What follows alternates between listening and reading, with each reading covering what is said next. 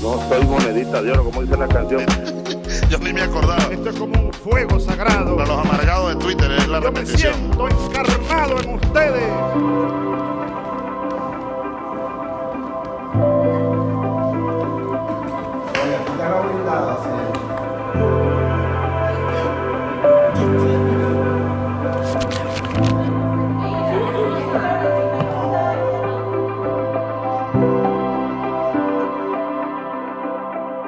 Bienvenidas y bienvenidos al segundo capítulo de este podcast Chavistamente. Mi nombre es Ana Sofía Cabezas y para la Fundación Comandante Eterno Hugo Chávez es un honor tener la oportunidad de compartir con ustedes este hermoso momento que tenemos acá de reencuentro, porque estamos con unos invitados muy especiales. Se trata de compañeros del comandante Chávez durante sus años de reclusión en la cárcel de Yare.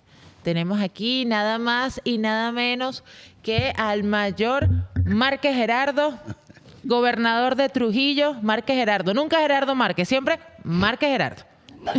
Tenemos también al general de brigada Pedro Alastre López, amigo de acá de la casa, y es para nosotros también un orgullo tener aquí el día de hoy al teniente coronel Carlos Díaz Reyes, quien vino directamente desde San Juan de los Morros para acompañarnos el día de hoy.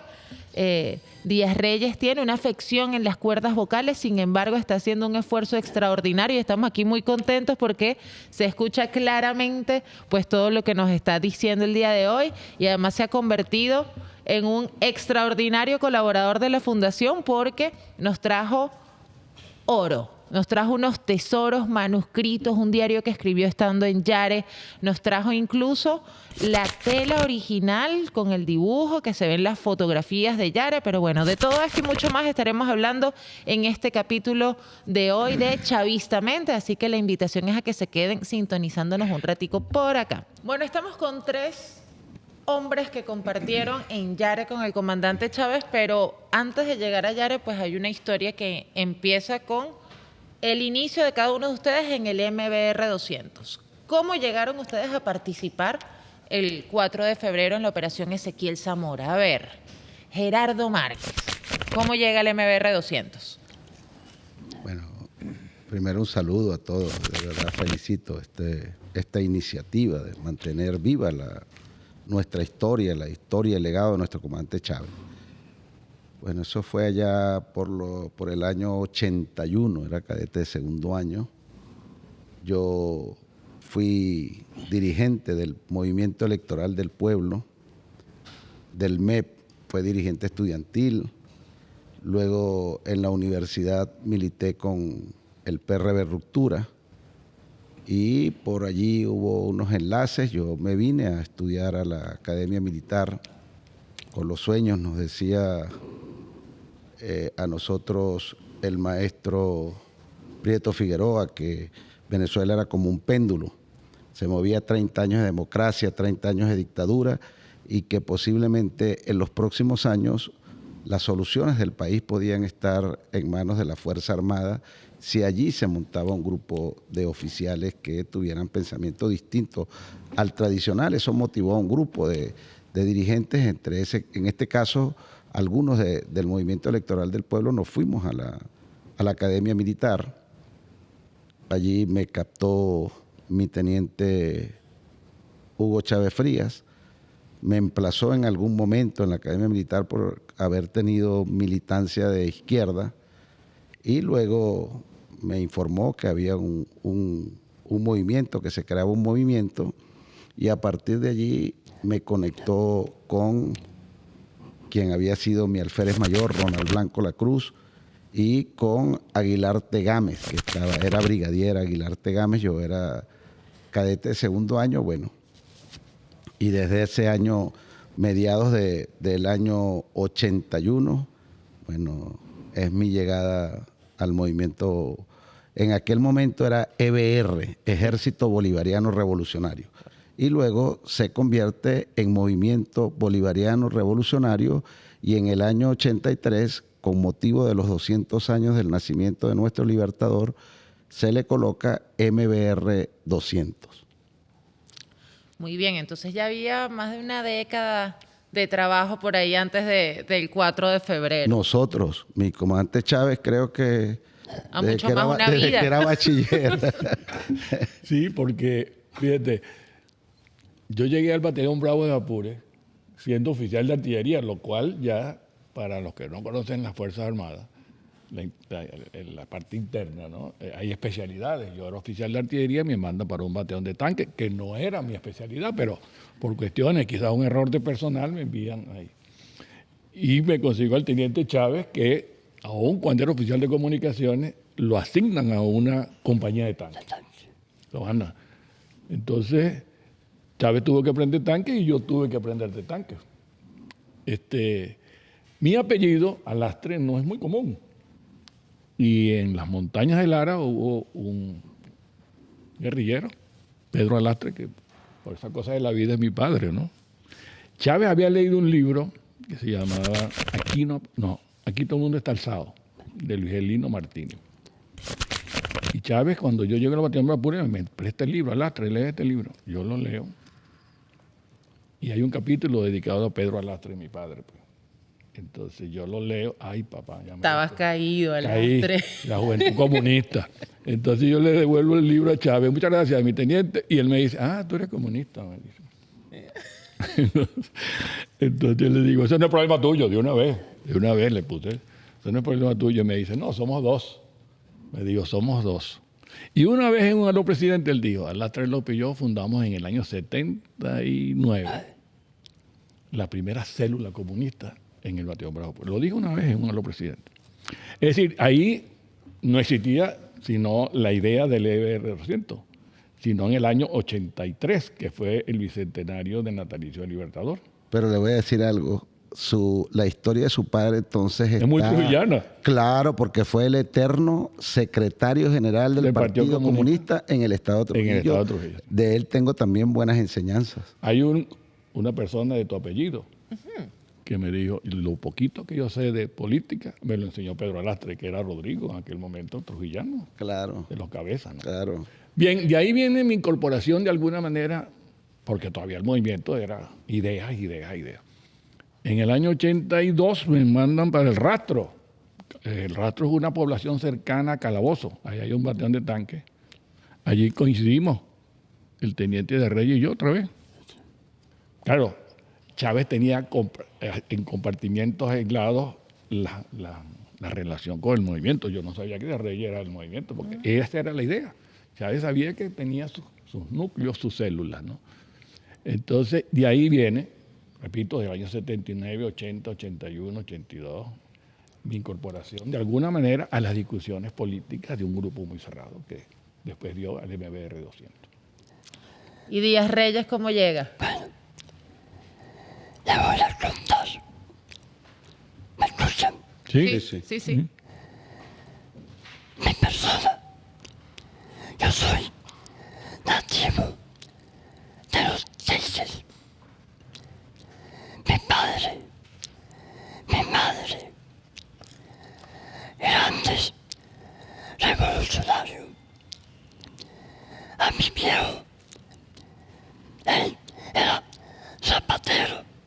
Le decían el gallo rojo de los Teches. Él fue fundador del Partido Comunista en los Teches. Ya mi familia venía desarrollándose en un ambiente revolucionario. Yo, desde muy pequeño, escuchaba las reuniones de mis viejos, de mis hermanos mayores, cómo participaban en la clandestinidad. La clandestinidad. Claro, cómo allanaban la casa de mis viejos en la madrugada para llevarse preso a mi viejo, a mi hermano. Yo era un muchachito 7, 8 años. Ahí se fue creando en mi corazón, en mi conciencia, esa idea de luchar por la revolución. Ingresé a la Universidad Central en el área de filosofía y me contacté con el grupo de la Federación de Centros Universitarios de la Universidad Central. De ese grupo de la Universidad Central, que no era solo de filosofía, sino de la Federación de Centros Universitarios. Después de eso, en una reunión en la Federación, me propone uno de los muchachos,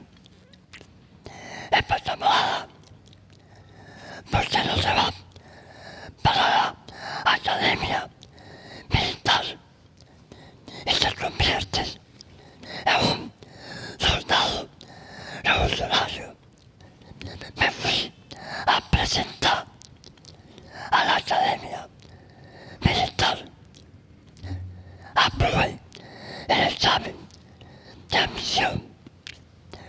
No me investigaron, porque si lo hubieran hecho, Ninguno de los tres. Si se hubiesen puesto a investigar un poquito, pues no estaríamos sentados aquí conversando. Claro. No, la inteligencia era deficiente. era eficiente. Me gradué de subteniente y llego al batallón blindado Bravos de Apure. Primero En Carabobo. Gloria. Gloria Eterna. Ese es su batallón bravo. Sí. Entonces, Allá conocí a mi general y a mi teniente Chávez Fría. Entonces, en una noche de guardia, mi comandante Chávez me llama y me dice: ¿de dónde eres tú? ¿De dónde es tu familia? Soy de los Teste, Tata. Claro, yo no le hablé de nada del Partido Comunista, porque yo no sabía Claro. que era Chávez, mi teniente Chávez. Pero a partir de ahí comenzamos a hacer amistad. Y un día, el polígono se me acercó y me dijo: de Reyes, hay un movimiento así. Te invitamos a participar. Decide, si no digas nada, porque a los traidores los eliminamos. Le dije: mire, mi teniente, le eché el cuento de mi familia. ¿De dónde venía? Y me dijo: bienvenido al movimiento. Aquí ya somos 3. Tú, Alastre y yo. Y a partir de ese momento iniciamos nuestras actividades conspirativas. Así es, ahí empezó una conspiración que no paró jamás. Así es. Sí.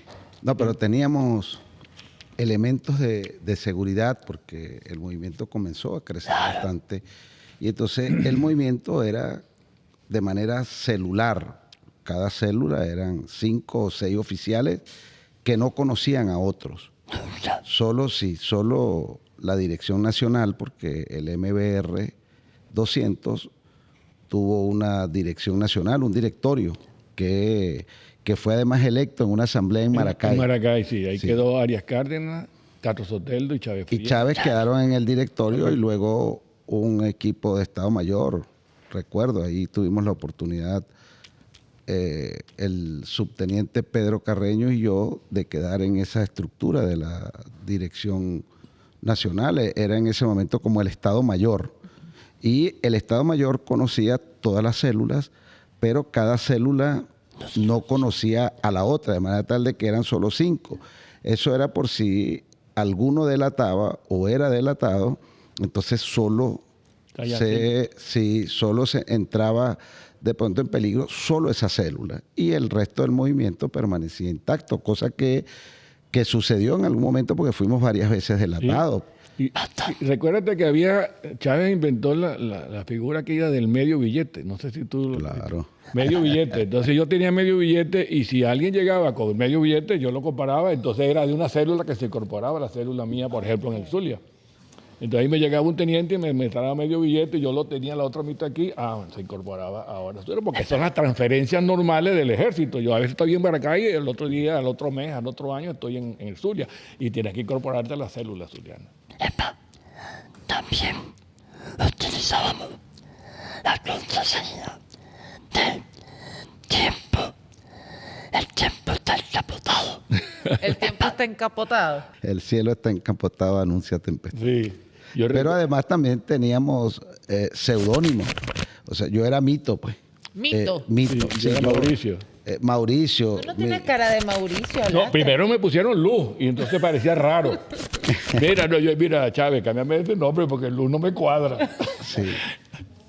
Cuando la inteligencia estaba cerca, mi comandante Chávez era José María inicialmente. Che María, sí. Che María, así que era un soldado desconocido, pero que participó en la batalla de Carabobo, en la época de la independencia.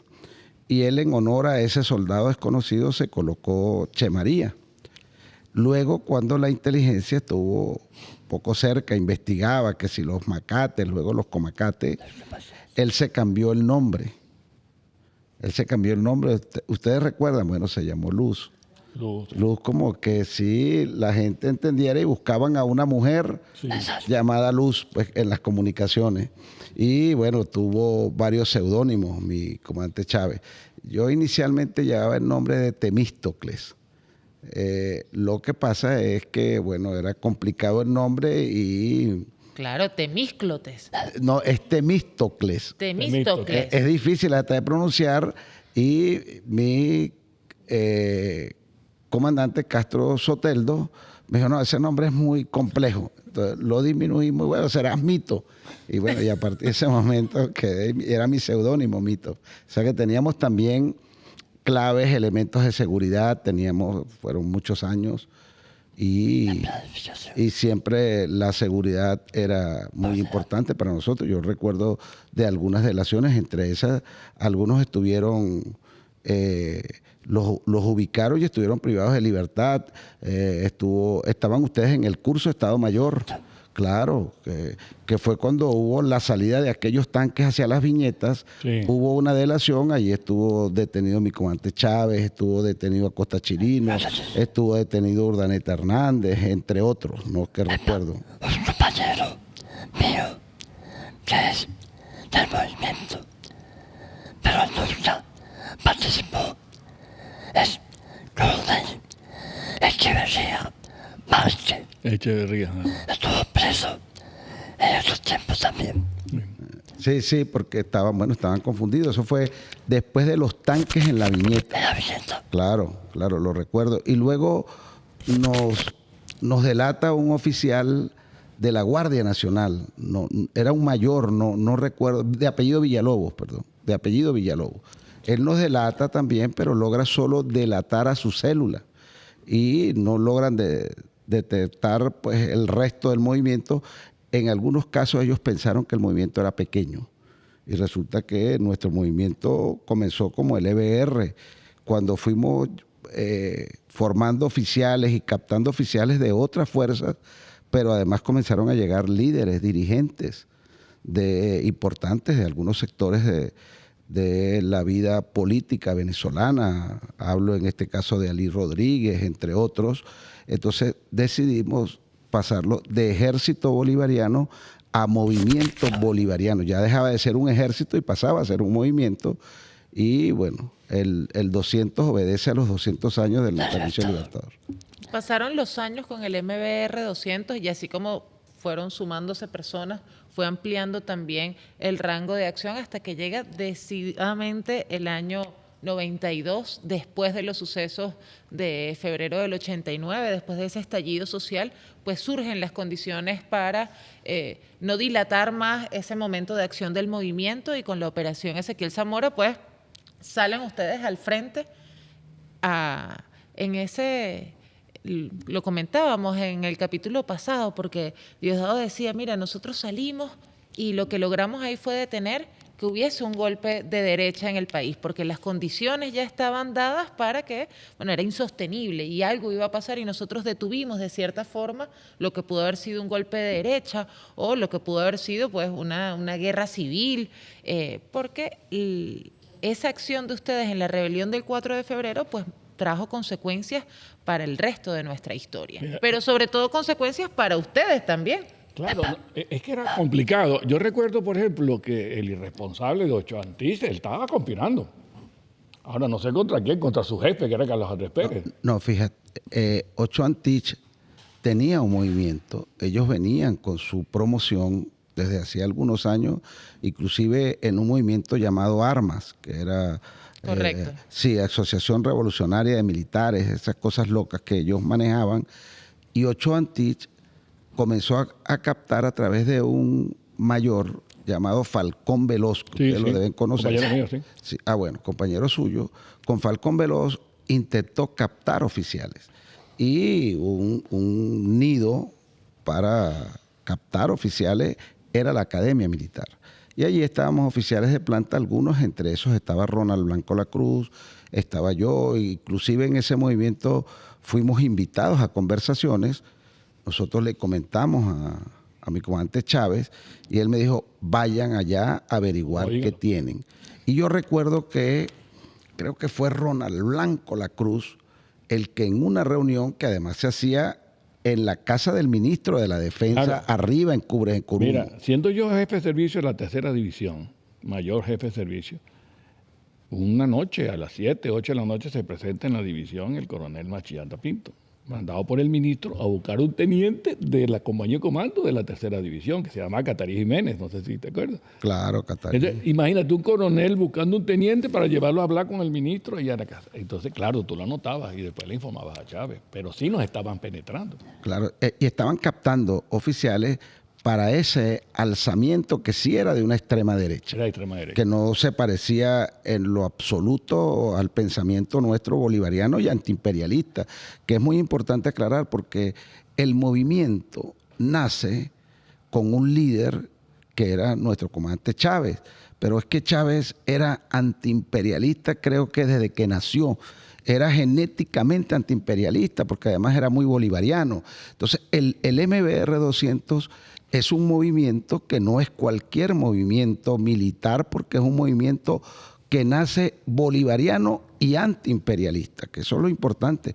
En cambio, el movimiento de Ochoa Antich era un movimiento de la extrema derecha que obedecía a intereses de los grupos dominantes económicos de la época.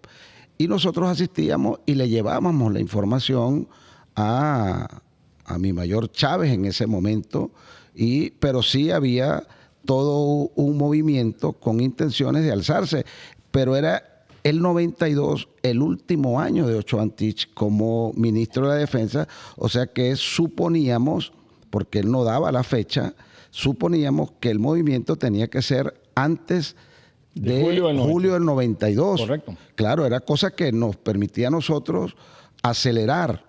Y en ese momento, bueno, mi comandante Chávez, con su visión siempre, aplicó aquella teoría de algunos sociólogos que decía la teoría del chinchorro, que el presidente arrancaba en la más alta posición política al recibir y luego él bajaba a su punto más débil, que era la mitad del gobierno.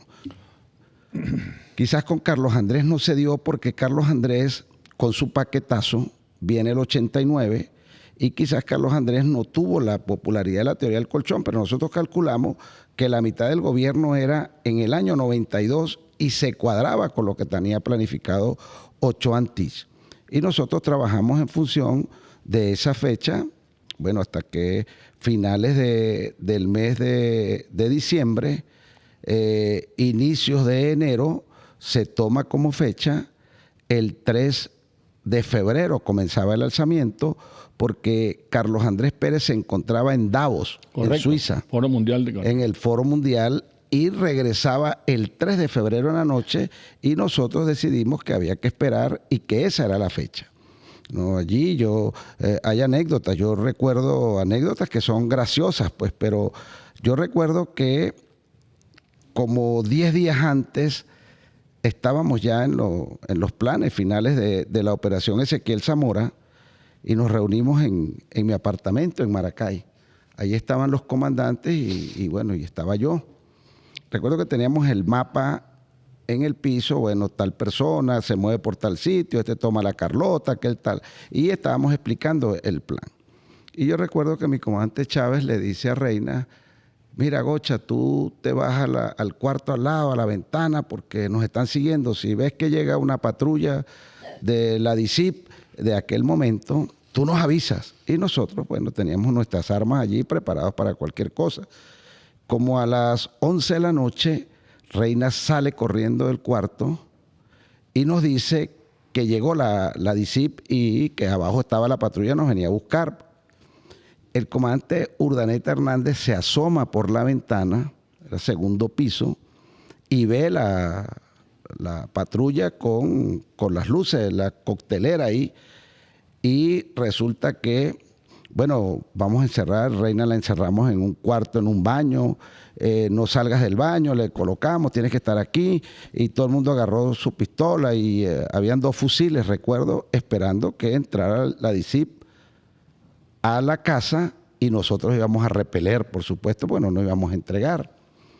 Y pasan como 5 o 7 minutos que se hace muy largo en esa espera y va el comandante Acosta Chirinos y se vuelve a asomar y se agacha y luego suelta una carcajada porque la patrulla era una ambulancia que venía a buscar un enfermo. Bueno, sí, muchas cosas como esas pasaron, sí, claro. Y luego, bueno, volvimos nosotros bajo la tensión a colocar las cosas y a seguir la reunión. Y como a los 20 minutos no nos acordábamos que Reina estaba encerrada. Reina, te dejaron encerrada.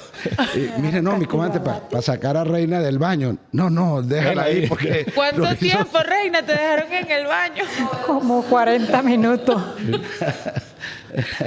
Que son parte de las cosas que se viven, pues, Mira, y que la gente a veces no las conoce. ¿Sí? Pero estamos aprovechando chavistamente para decirlas. Pues. Claro. Esto, chavistamente hablando, era una ambulancia y no la DICIP. Claro, pero es que Chávez organizaba unas reuniones aquí en Caracas y todos éramos provincianos, por supuesto, nadie era de Caracas. Y entonces llegó un momento que nos andábamos tan perdidos que Chávez decía: a nosotros nunca nos van a arrestar porque estamos tan perdidos que nunca nos van a conseguir. No, que en la Plaza Washington, ahí en el Paraíso, y no sabía nadie dónde quedaba la Plaza Washington. Entonces era cómico andar por toda Caracas dando vueltas. O una reunión que tuvimos allá en el zoológico de Maracay. Yo no sé si ustedes fueron, pero eran capitanes. Y entonces en cada puesto de venta había un oficial comiendo helado, comiendo media mañana. Entonces nos volvíamos a ir. El tipo es militar, aquel es militar. Llegó un oficial de artillería con una peluca. Éramos todos tratando de pasar desapercibidos, pero era evidente. Ahí hicimos varias reuniones en el punto de reunión en el era zoológico. No, y los bautizos, los hijos los bautizaban como 7 veces. Un bautizo para podernos reunir. Y entonces lo bautizamos 4 veces, este muchacho, vamos a bautizar a otro. Yo tuve, una vez lo acompañé a Chávez en el año 91, cuando se iba a graduar la promoción del 91. ¿Y qué año te graduaste tú? En el 84. Ok, en la promoción del 91, Chávez me invita un día, vamos para Santa Mónica, una tacta en Santa Mónica. Y ahí estaba la promoción que se graduaba, los alfereces que se graduaban en julio, y la promoción de tercer año que iba a recibir en la academia el testigo de la revolución. Chávez hizo una transmisión de mando en una tasca en Santa Mónica. Se graduó la promoción del 91, que fueron los subtenientes, y responsabilizó al tercer año. Ahí, en una mesa, en una tasca en Santa Mónica, hizo la transmisión de mando. Sí, era obligatorio que uno dejara el relevo. El relevo. Por lo menos en mi caso, en la Academia Militar, yo en cuarto año tenía que dejar mi relevo. Y mi relevo fue Pedro Carreño. Y cuando yo me graduaba, Chávez juramentaba al relevo. Al relevo, correcto. Al relevo. Yo asistí a eso una vez Sí. y me sorprendió la capacidad que tenía de organizar. Sí, sí. De hecho, esas promociones, que creo que fue donde más creció el movimiento, esas promociones del 89, 88, 89, 90, 91, que quizás es la última promoción graduada que participa en el movimiento, casi que la mitad de las promociones estaban comprometidas con el movimiento. Y se hacía el mismo relevo. Pero además, el oficial graduado tenía que, el día de la graduación, terminaba su graduación, todo el mundo se iba a su fiesta, y los del movimiento, los juramentados, antes de ir a la fiesta, iban a una reunión con mi comandante Chávez, y ahí decían a la unidad a la que iban, a qué células se iban a integrar, etcétera, etcétera. O sea, era toda una planificación que, bueno, nosotros sabemos casi que en el 100% era de mi comandante Chávez.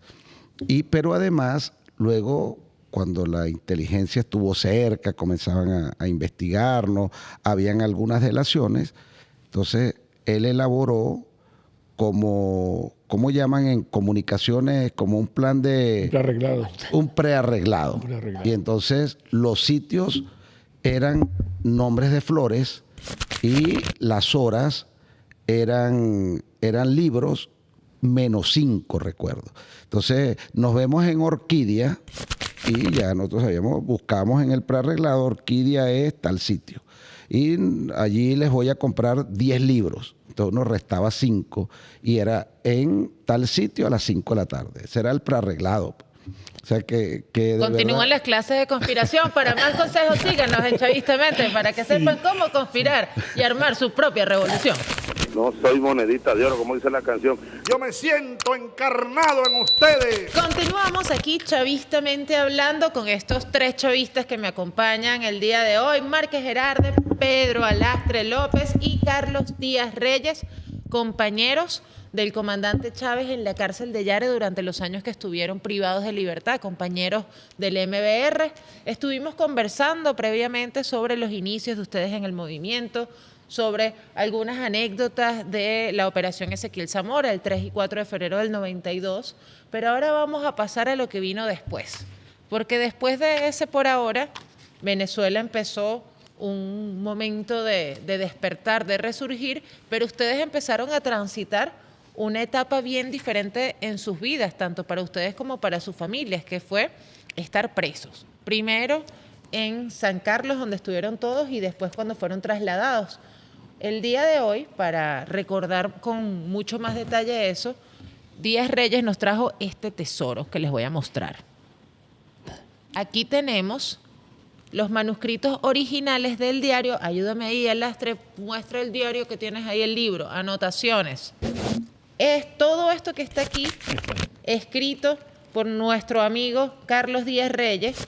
Es un diario donde él, pues, plasmó todo lo que les ocurría, todo lo que pasaba durante esos años, y después fue publicado en el año 2018. Son varios tomos. Aquí tenemos uno. Ajá. Aquí tiene Márquez Gerardo el 2, el 3. Y ya vemos que entonces no era el comandante el único que escribió sus diarios. Recordemos que en la Academia Militar también el comandante Chávez escribió el diario del cadete, que años más tarde escribió el diario de operaciones. Miren qué valioso es esto ahora para nosotros conocer nuestra historia. Y aquí tenemos en el diario editado y publicado las recomendaciones que nos hizo Díaz Reyes sobre los puntos claves a comentar. Además de eso, bueno, yo me voy a tomar aquí el abuso de solicitar el permiso de Díaz Reyes para nosotros incorporar este libro dentro de la página web y publicarlo ahí para que todo el mundo tenga la posibilidad de leerlo y de conocer de primera mano lo que ocurrió en esos días. Nosotros vamos a aprovechar que los tenemos acá y yo quiero que ustedes, recordando a través de estas fotografías, se ubiquen y les digan a todo el mundo dónde están en estas fotos para que sean ustedes los que nos digan si están iguales o si han cambiado. A ver. Yo estoy aquí Sonriente. de pie con 80 kilos menos. Ese es mucho pasticho. Y yo estoy aquí en esta pieza. Aquí está, bueno, mi comandante Chávez. Este es el capitán Valderrama, mayor Torres Number. Este es el mayor Blanco La Cruz. Esta foto, bueno, además aquí con cabello largo, bigote pronunciado, mi general Alastre López. Este es el sargento Freites, comandante Arias Cárdenas, que tenía ya canas en la patilla. Sí. Y 32 años después ya no tiene canas en la patilla. No, ahora no. No tiene. Desaparece como el bigote de Alastre. Sí. Y este es Duarte Mariño y mi comandante Díaz Reyes. Pero esta fotografía ha sido, creo que, objeto de muchos estudios de psicólogos, porque aquí nosotros habíamos sido ya en primera instancia casi que sentenciados, acusados del delito de rebelión militar, entre otros, y casi todos teníamos de 27 años hacia arriba de prisión. Exacto. Y la sonrisa de Ronald Blanco, una persona que lleva 6 meses en la cárcel, tiene casi 30 años de prisión y sonríe, y cuando uno observa la posición de cada uno de nosotros es una posición, digamos, de dignidad y no de entrega. Entonces, esto es una fotografía, bueno, ellos pueden señalarse allí. Es una de las ¿Ustedes recuerdan el momento en el que tomaron esa fotografía? Claro, eso es como 6 meses, cuando ya teníamos como 6 meses en la cárcel, es bajo un manto de Jesús cautivo. Ay, sí, vamos a mostrar el manto, por favor, producción, El está aquí. original, ese de la cárcel. Sí, que fue pintado en la Universidad Central de Venezuela y que fue llevado a la cárcel de Yare por una hermana de nuestro comandante Díaz Reyes. Y lo colocamos en una celda y allí, sobre este manto, tomamos esa fotografía que es De revés. al revés. Bueno, estamos en... No podemos ocultar a la presentadora, pero es el manto este, ¿no? El manto. Todo lo que le tape la cara es bueno. No, pero bueno, aquí está. Nosotros, con lo que dice Gerardo, nosotros, la cárcel, desde el punto de vista sociológico y psicológico, es para tratar de derrotar el espíritu del prisionero, ¿no? Pero nosotros jamás nos sentimos... De hecho, ese nombre de la cárcel, La Dignidad, quedó muy bien. Yo no sé quién lo dijo, pero sí que se interiorizó y lo aceptamos y quedó muy bien y hasta hoy en día se sigue llamando así. Nosotros sabíamos que era un delito político. ¿Te acuerdas que nos hicieron inclusive una oferta de hacer una cárcel para nosotros en un batallón allá y nosotros no aceptamos? No. Y nos llevaron los planos y hoy iba a ser la cárcel nueva. En el fuerte, Guaycaipuro. En el fuerte En Guaycaipuro. el fuerte Guaycaipuro. En el fuerte Guaycaipuro. Fíjate, ese mando, Marche, quedó permanente en el comedor. En el comedor del pabellón, que fue donde nos tomaron la foto. Tú sabes que hay otra foto, no sé si tú te recuerdas, al año de estar preso nos hicieron una foto que iba a salir una revista que se llamaba Z. ¿No era Z? Claro, Z. Y entonces salimos todos, pero con aquella cara de soldado, pero todos andábamos en chores y en chancleta. La foto salió muy bonita, pero cuando miraba por debajo de la mesa, todos estábamos hechos. Como el teletrabajo, que faltó la cosa. Sí, sí. Esa foto fue muy cómica también. Cuando ustedes estaban allá en Yare, ¿cómo era esa dinámica? Porque nosotros vemos aquí en unas fotos, que es parte de lo que dice Gerardo, unas realidades muy diferentes a lo que uno se imagina cuando te dicen que una gente está preso. Mira, aquí está, este es Díaz Reyes. Exacto. Mira. La cárcel se convierte para el régimen de Carlos Andrés Pérez en un gran problema. Habían en ese momento, digamos, dos polos de poder. Un polo de poder era el Palacio de Miraflores y el otro polo de poder era el sitio de reclusión de mi comandante Chávez. Inicialmente estábamos en el cuartel San Carlos y allí se iba, cantidad de venezolanos permanentemente a proteger inclusive la vida de nosotros. Porque en algún momento había información de que podíamos ser asesinados y que el cuartel inclusive podía ser bombardeado. El gobierno de Carlos Andrés, con sus cuerpos de seguridad, sus equipos de inteligencia y la Fuerza Armada, comenzaron a estudiar el problema de orden público y el problema de orden de poder que se presentaba teniendo a nuestro comandante Chávez en Caracas. Y plantearon la idea de aislar al grupo, pero además desmembrar al grupo. Estando en Caracas, estábamos todos, seguíamos en las reuniones y ellos suponían que había muchos oficiales todavía que no habían participado en esa rebelión del 4 de febrero de 1992 y era como desmembrar y descabezar al movimiento.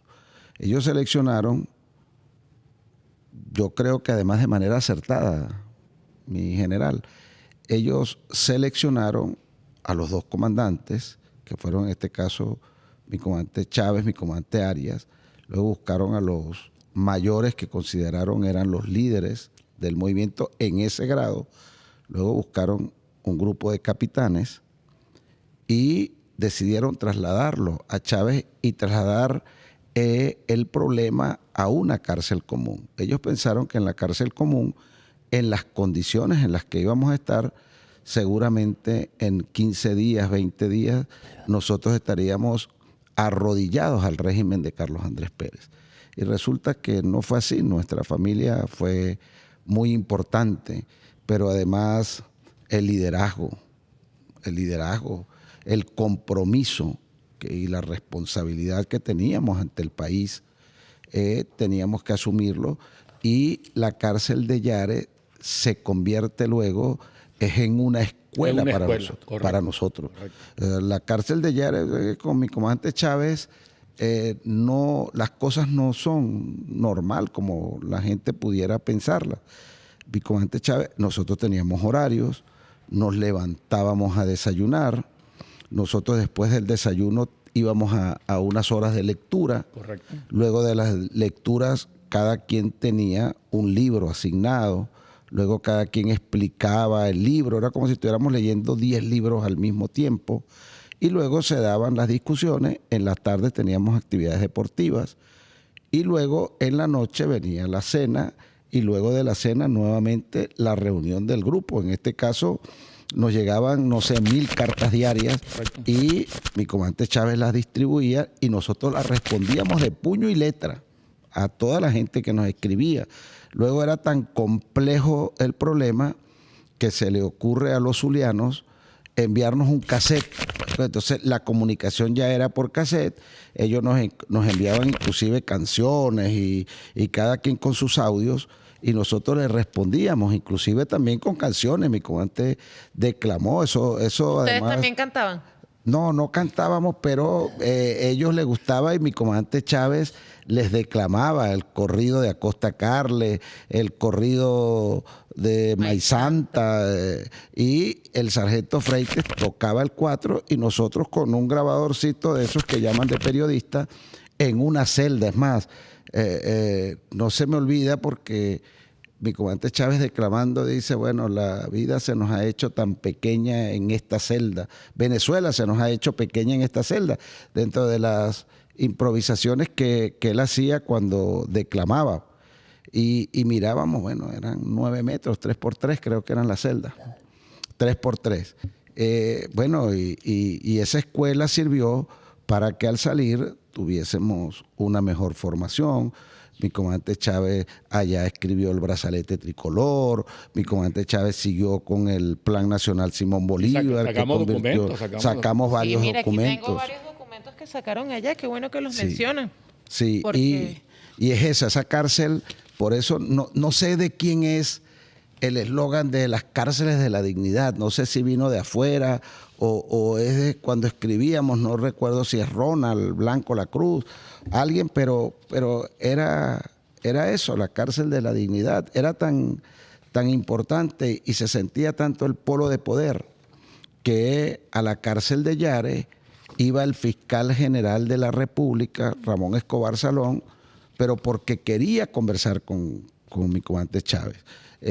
Iba de pronto el ministro de la Defensa, pero porque quería conversar con nosotros pues, en la cárcel y escuchar las razones y los fundamentos, y además se iban impresionados, porque éramos unos muchachos, pero con un compromiso y con unos sueños que es de tener esta patria libre, soberana, independiente. Inclusive, recuerda, ya Reyes y Márquez y ustedes que nos están viendo, que políticos de aquel momento, yo me acuerdo que fue una señora que fue gobernadora del Zulia, que llegaba hasta la puerta tratando de conocer a los comandantes que estaban. Lolita Nillar de Castro. Y yo recibí también allá a Teodoro Pekov una vez. Entonces, fueron a ver quiénes éramos nosotros. ¿Qué estaba pasando? Sí, yo recuerdo que Teodoro Pekov me dijo a mí, yo pensé que esto era un golpe gorila, dijo él. Sobre su expresión. Un golpe gorila, pero están ustedes, unos muchachos, está el hijo de Pedro Alastre. O sea, yo no entendía y no entendían cómo pudo haber salido de un cuartel donde nosotros supuestamente somos los represores del pueblo y lo habíamos hecho el 27 de febrero del año 89. Cómo pudiera haber dentro de la Fuerza Armada y en este caso dentro del Ejército un grupo tan identificado con la realidad política del país y con las grandes mayorías. Eso nos dio a nosotros una carga positiva desde el punto de vista ideológico. Y como dice Gerardo, nosotros hicimos una escuela donde todos los días estábamos discutiendo y de ahí salieron estas cosas. ¿Cómo salir del laberinto, por ejemplo? ¿Cómo salir del laberinto? Este documento salió de allá. Sí, ahí están las firmas y tiene unas anotaciones escritas por el comandante también ahí. Aquí están las firmas. Ajá. Aquí están las firmas de nosotros y de muchos, ¿no? Entonces, sí era realmente una escuela de formación. Nosotros teníamos cada quien su formación, por supuesto, individual y profesional, pero allí empezamos a trabajar en otras áreas, inclusive salieron documentos como este. Aquí hay uno que dice Bolívar vive, esto es de julio del 92, esto es el 13 de julio. A ustedes lo trasladan a Yare en abril. Y aquí en julio, o sea, mira el trabajón que tenían. El 13 de julio ya que había un documento de Bolívar vive, aquí está Blanco La Cruz, Francisco Arias Cárdenas. ¿Recuerdan ustedes algún trabajo especial, un libro que les hayan mandado a leer, un trabajo que les hayan mandado a hacer el comandante durante esos años ahí en Yare? No, todos, porque hablábamos de política. Es decir, allí fue donde comenzaron a surgir ideas, por ejemplo, de la constituyente, que uno empezó a oír de Chávez, no, mira, es una propuesta, porque no sabíamos quién iba a ser el que iba a subir esa propuesta. El proyecto Simón Bolívar nació en Yare. Así es, el proyecto Simón Bolívar nació en Yare.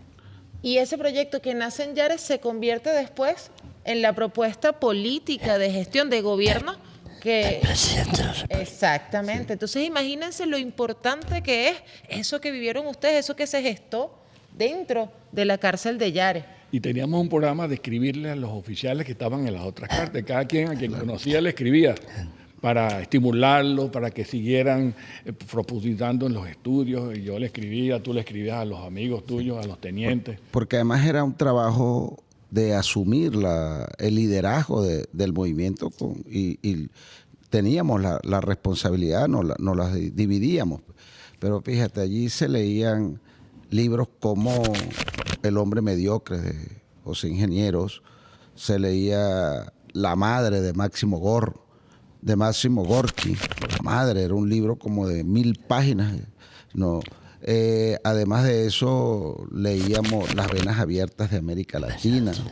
Sí, Tierra de Fuego de Tierra de Fuego de este uruguayo, murió hace poco. De manera tal de que cada quien tenía un libro que luego discutíamos en grupo y bueno, eso nos iba dando una formación y un mayor compromiso. Pero en el fondo, esto es un movimiento bolivariano.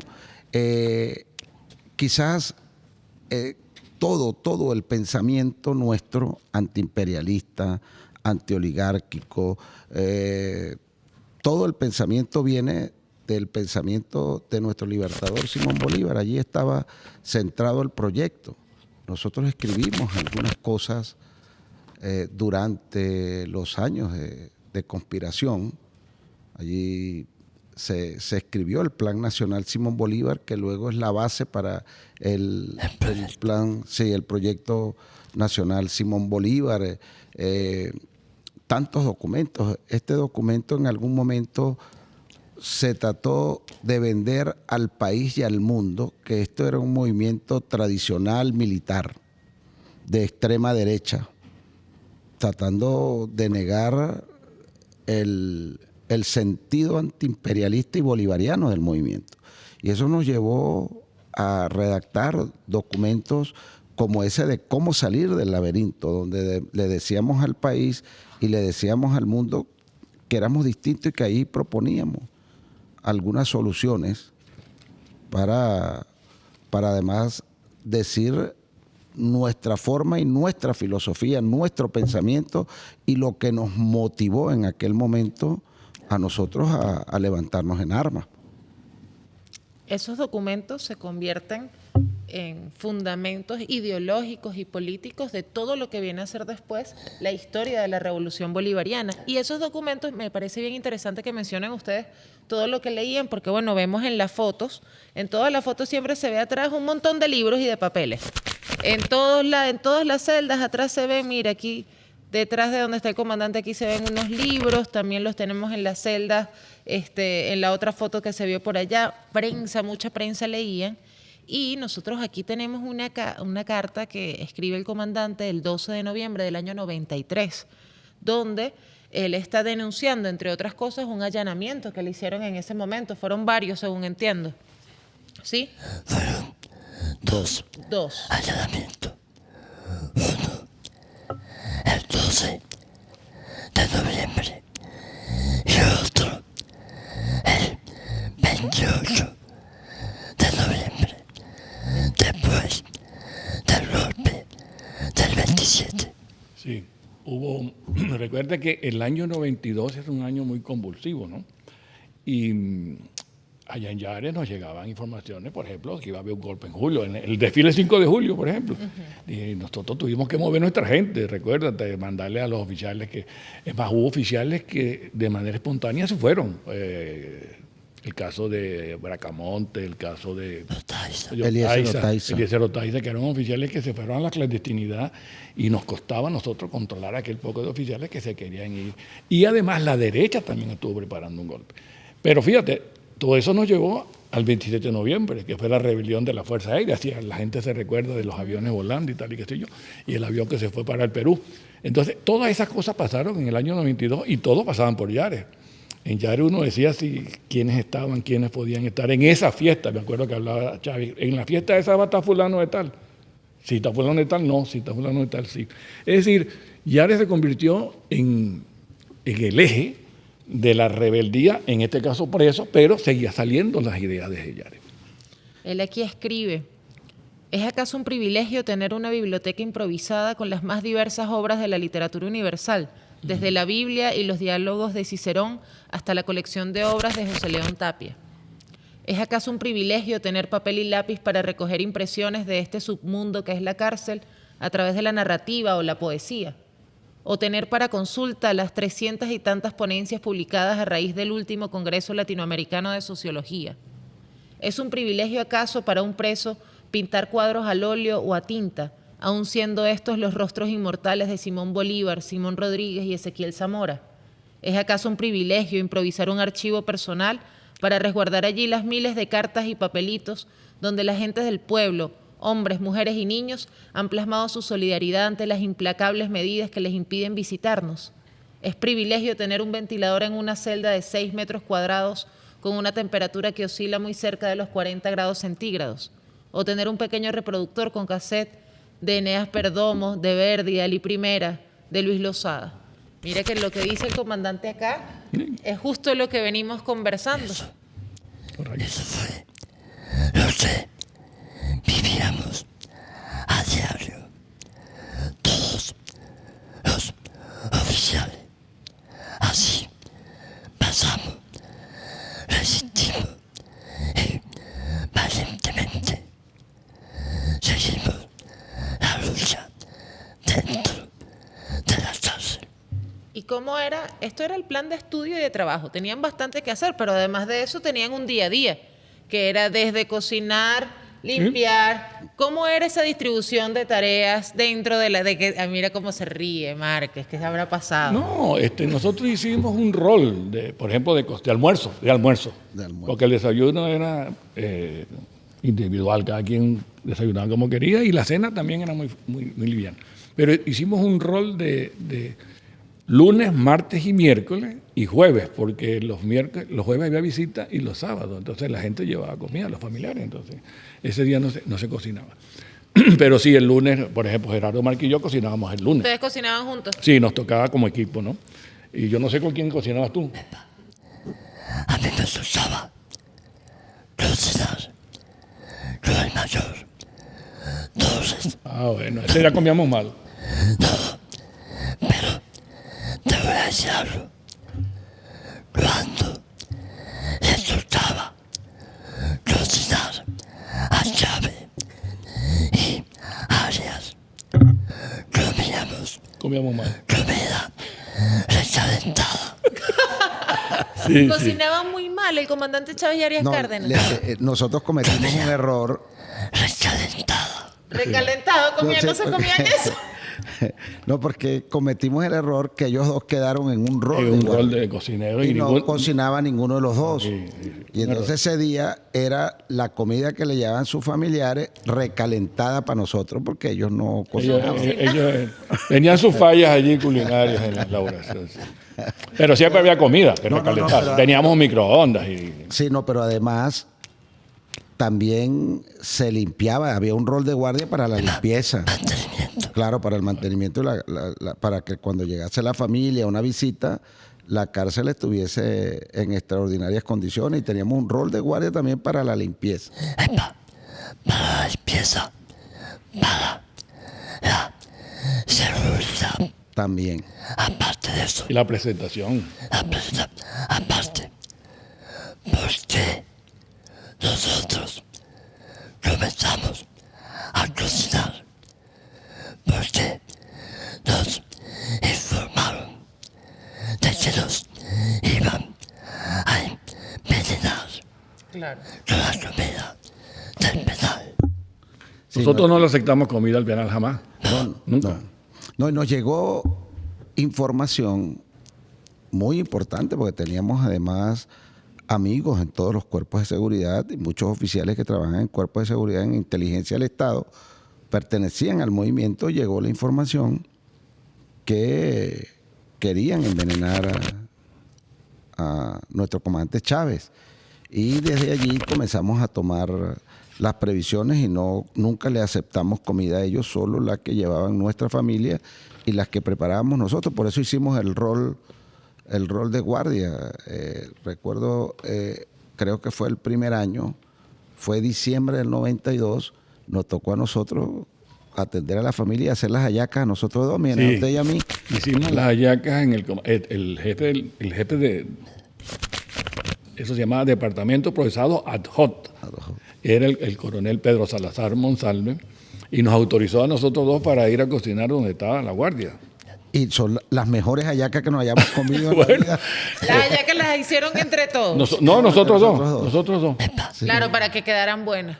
No, porque éramos los que más o menos Teníamos dominábamos. ciertas nociones, y me imagino que hoy en día hemos mejorado un poco más, pero Recuerda que nosotros somos de la provincia, él es de Trujillo, yo soy de Lara y de alguna manera tenemos algo, ¿no? De los viejos nuestros. Pero hacían entonces hallacas, las hallacas eran entre andinas. Sí, seguramente. No. Ahora, lo importante era, después del 27 de noviembre, la Fuerza Armada Informada quedó golpeada porque esta rebelión fue intervenida, el gobierno sabía, de alguna manera quedamos resentidos todos. Me imagino que todos los oficiales tenían de alguna manera un sentimiento de frustración, de rabia, como usted quiera llamar.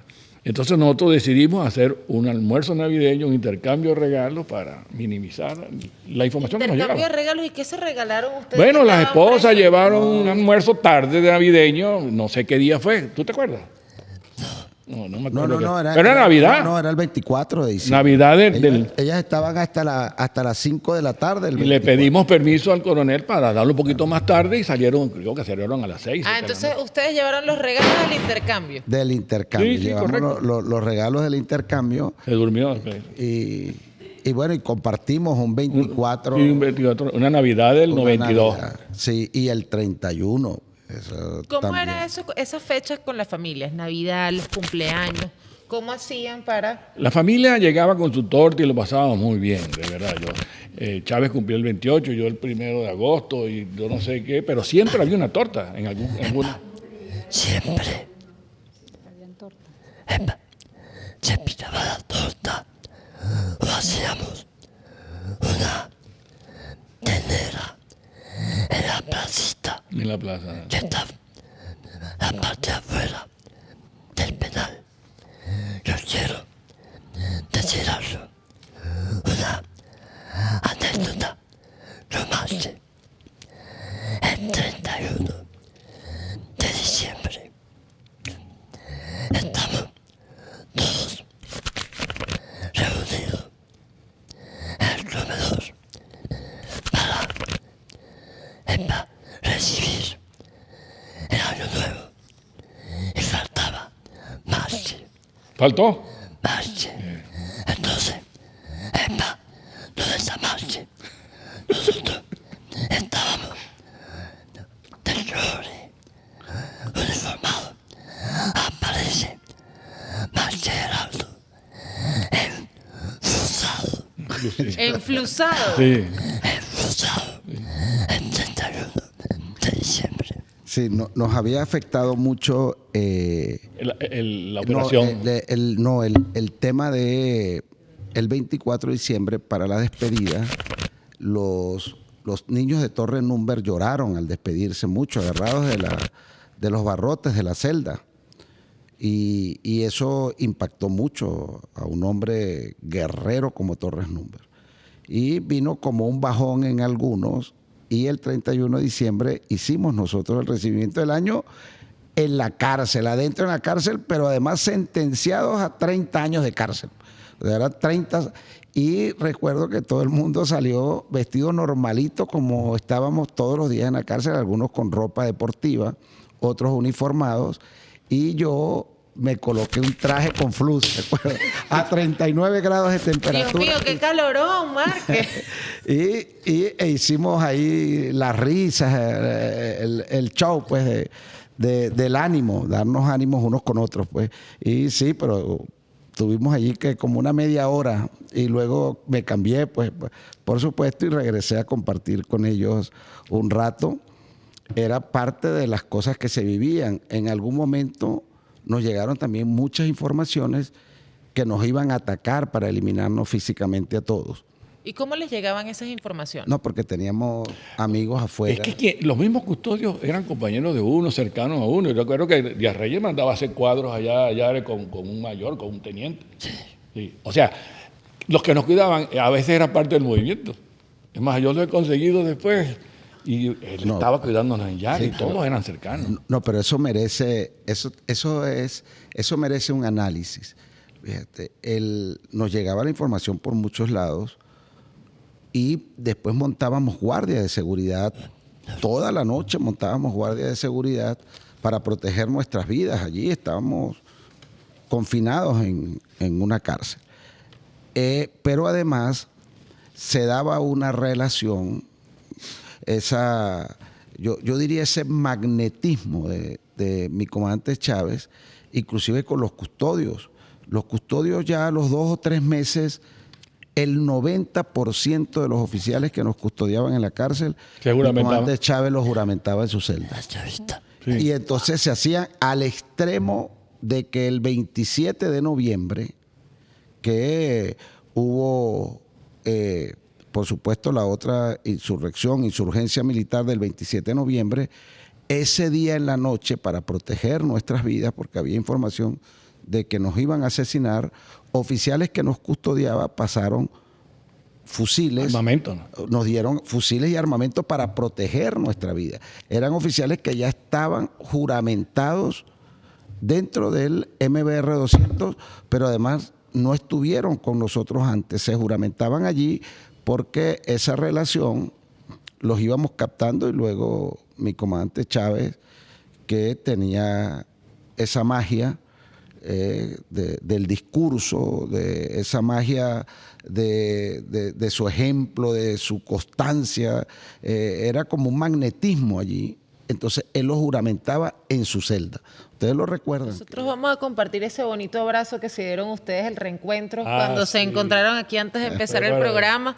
Y ojalá que eso motive también a quienes no han venido a contar también sus historias, y que este espacio, que es el hogar de la familia chavista, este lugar donde estamos, el cuartel de la montaña 4F, siga siendo un espacio para el reencuentro de amigos, de camaradas, de compañeros de lucha, y nosotros felices de seguir recibiéndolos aquí y de ser cómplices de este reencuentro. Y recibir la energía de Hugo Chávez, que está aquí, por supuesto. Totalmente. Los voy a invitar entonces, de esta manera vamos a cerrar. Muchísimas gracias por compartir con nosotros este momento, muchísimas gracias a nuestros invitados, a todo el equipo de producción, y especial agradecimiento a los familiares de estos héroes de nuestra historia. Nos vemos en el próximo capítulo de Chavistamente. ¿Ustedes hablan chavistamente o tienen mente chavista? Chavistamente y mente chavista. Muy bien, perfecto. Nos vemos en el próximo. Muchísimas gracias.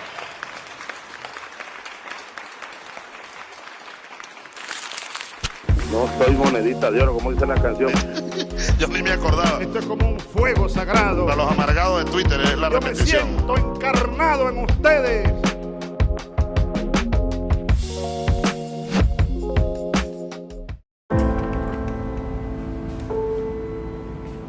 Y el brazalete son originales, esa bobina es la que era de piel, ¿no? Que ellos la obsequiaron. Ahí está ese señor, ¿no? Carlos. Aquí está. Que está acá de la cruz. Yo no sabía que estabas puesto aquí. No sé que estaba aquí, esa foto salió varias veces, pero todos estos muchachos uno los conoció después. Mantillo, Olivero. Y recuerden que uno no se conocía sino célula. Después cuando caímos presos no se conoció.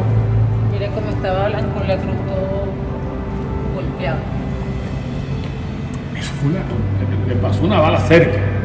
Yo le lavé los lentes.